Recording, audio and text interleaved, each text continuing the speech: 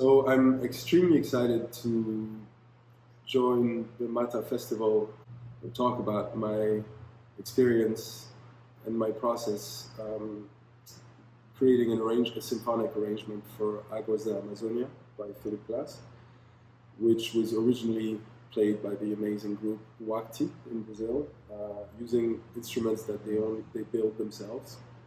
And what made me choose this piece, the discussion started with Philip on what to play with the Brooklyn Orchestra for the opening gala for our very first concert.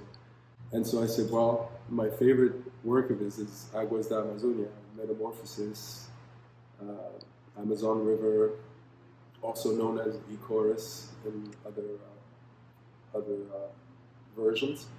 And so I decided to just go for that one because that's my favorite piece. And also, he wrote it at the exact same time that I started hanging out and that I met him, and we started becoming friends. Composer myself, who writes for symphony orchestra. I love the symphony orchestra, and I was dreaming to be able to hear a version of this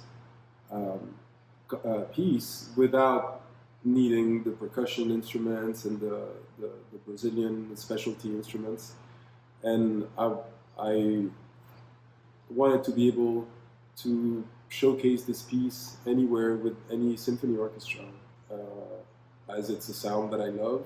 And of course, I love both versions. I love the Wakti version and I love the symphonic version. But I was very excited to translate the rhythms and the grooves with melodic instruments and vice versa, and play and use percussion instruments in the forefront as solo instruments or as the main melody.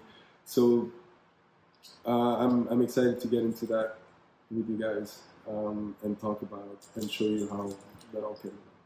Do I enjoy composing? I don't think it's a question of enjoying or not. It's a necessity, I think, when you're a composer, right? Because it's not easy.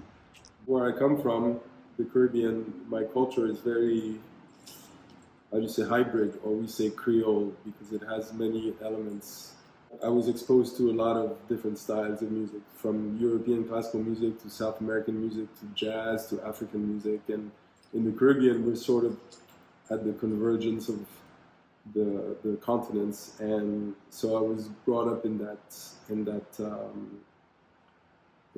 sort of chaos, that artistic chaos.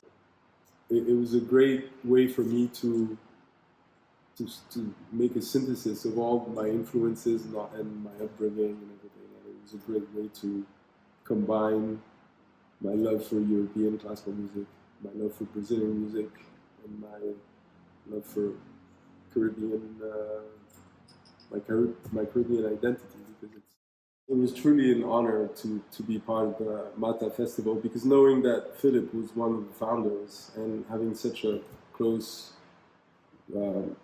personal connection with him, and just seeing how the mission of this festival, the purpose, is everything that I admire and that I strive for.